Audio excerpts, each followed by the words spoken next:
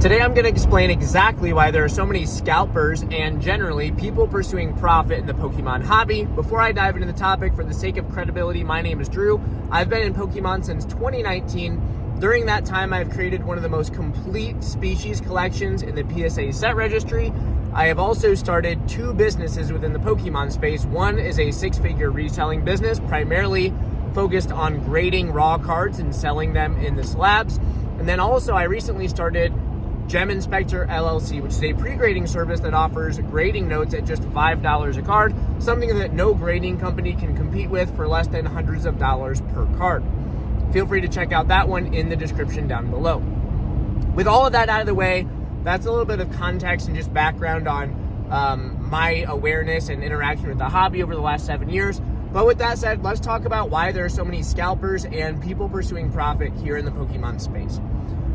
A concept that I'm going to break down for you is called asymmetry. And before we dive into asymmetry, let's first talk about symmetry.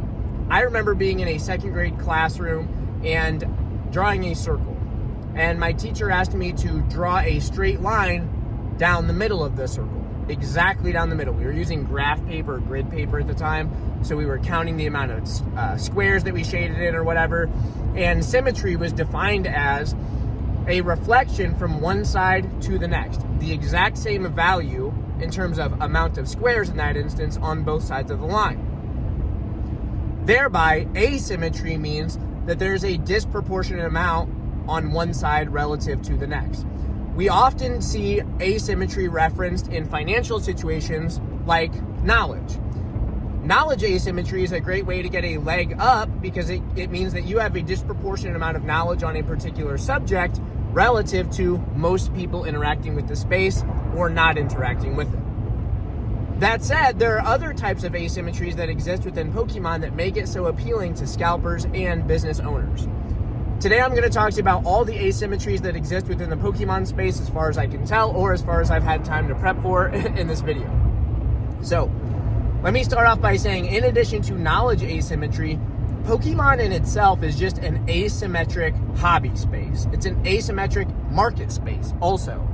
What that means is, if we just start with like scalpers by example, well, let's talk about why there's so many people lining up and why there's so much emotion wrapped up in the pursuit of scalping in general.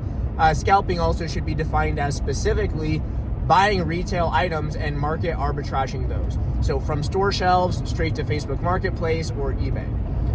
We're often talking about like sealed packs and stuff like that, collection boxes, ETBs, etc. Well, scalping is an asymmetric opportunity financially. All you have to do, the low risk, and if we're talking asymmetry, also I should say that we're looking at like a 4-quadrant plane. Hopefully I have time to pop a graphic up here for you guys. But on an asymmetric plane, we see the downside risk really hugs the downward y-axis. So there's not very much risk, but if you look in the upper right-hand quadrant, we see that there is a ton of potential gain. So we have a really big slope going into that quadrant, and that is the potential upside. So we have very low, very thin margins of risk and very large margins of potential gain. That's asymmetry from the financial sense in general. So with that said, scalping has a very thin margin of risk because all you have to do is stand in the line and get the stuff, theoretically. Your downside there is you stand in the line and you don't get the stuff. What you're not risking is loss of capital. So there's a very thin chance for you to lose money on buying Destined Rivals packs for MSRP and then selling those to people on Facebook Marketplace or otherwise. Now, the ethical obligations and like the social downside or the social risk that you accrue, that would be where you stray away from the y-axis. However, there's a disproportionate amount of financial gain relative to the amount of capital you spend, and that's why we see so many people engage in scalping today. With that said, if you look at literally any other possibility within the Pokemon space in a financial sense, you see a similar type of asymmetry. Let's talk about what my business, Pikachu Collectibles, does. Well, the downside risk there of me buying a raw card is it shows up damaged and I either break even or lose $5 or $10. Just reselling that, disclosing the condition, etc. The upside potential of buying a raw card is it grades at PSA 10 and it's worth, 2 times the amount it was raw, sometimes 3 times, 5 times, all the way up to there are cards right now with a 10x multiplier between raw and PSA 10. Well, that is asymmetry. There's an exponentially higher amount of gain to be realized relative to the loss or risk exposure that you're facing. Okay, so when you look at that, that's kind of, that in a nutshell is the video, right? That poses exactly why there are so many people pursuing profits in this space, because the downside risk in the short term, frankly, is very thin. Now, you see that asymmetry begin to offset on the longer time horizon based on the specific activity that you're pursuing. For example, we see the risk, the margin for risk increase in something like scalping on a longer time horizon based on market conditions changing over time. What that means is the risk exposure actually gets fatter, which means that the amount of space between the risk curve hugging the y-axis and actually going further away into the negatives on the x-axis, that becomes wider. Therefore, a person engaging in something like scalping is actually, they're exposing themselves to a greater amount of risk the longer they hold on to that item in the short term, or the longer they continue to do the scalping. Now, the argument could be made that the asymmetric balance of scalping in general is going to offset that, because you have the potential to just straight up gain so much in the short term that even if you start buying items that are not, quote, scalpable, well, you've already won so much that it's worth it, right? And again, I'm speaking purely financially here. I'm just giving an explanation to the numbers behind it. I'm not touching on like the moral aspect or whether or not I don't exactly endorse scalping. It's not something that I interact with in this space at all. Now, when we look at the grading and selling thing, again, if we're in a particularly volatile part of the market cycle, which the argument could be made is right now or within the next calendar year, whatever, we could see a, quote, bubble pop. With that said, that would imply that if you buy raw cards at their market high and you try to like sit on the slabs and then suddenly demand falls off, therefore pricing starts to plummet, well, again, then your potential upside decreases while your level of risk increases on that type of time horizon or in that example. Then I guess we could also touch base on the investing thing, right? Well, assuming that you're buying like sealed booster boxes, for example, for the cheapest price available, well, as long as you're making sure that you're buying them for something like, I don't know, let's say you have distribution access.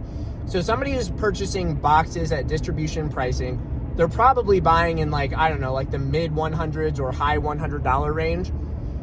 Well, that is a lot cheaper than if you're spending like $500 on a Destined Rivals booster box. So if you have distribution access and you're purchasing a Destined Rivals booster box, you have an asymmetric opportunity. The odds of Destined Rivals going below, like say 180 or 150 or something in the short term is quite low, in my opinion. Whereas your ability to sell it for $500 remains incredibly high in the short term. In the midterm, we might see some like variability there, but again, also, anyone who's holding on to Destined Rivals booster boxes that they purchased for like $180 right now, well, they're probably looking at the long-term time horizon of asymmetric growth potential over time. And with that said, we would look to something like Evolving Skies. Evolving Skies was also a booster box that was available in like the low $100 range. Heck, I know people, not myself, who are buying it as low as like $97 per booster box back in 2021. Most people got into Destined Rivals. Most people got into Evolving Skies probably somewhere around like the $120 to like $180 range. I was buying booster boxes for about $112, I believe, back in like the 2021 timeframe as well. I didn't hold on to any of mine. I ripped mine all like a fool. I was fiending out for just, chasing the Moonbryon and stuff like that. So I did not realize any of the asymmetric gains from owning Evolving Skies booster boxes. But if we look at how they're performing currently, they're selling for several thousands of dollars. So anybody who purchased an Evolving Skies booster box for $97, their potential downside is almost non-existent.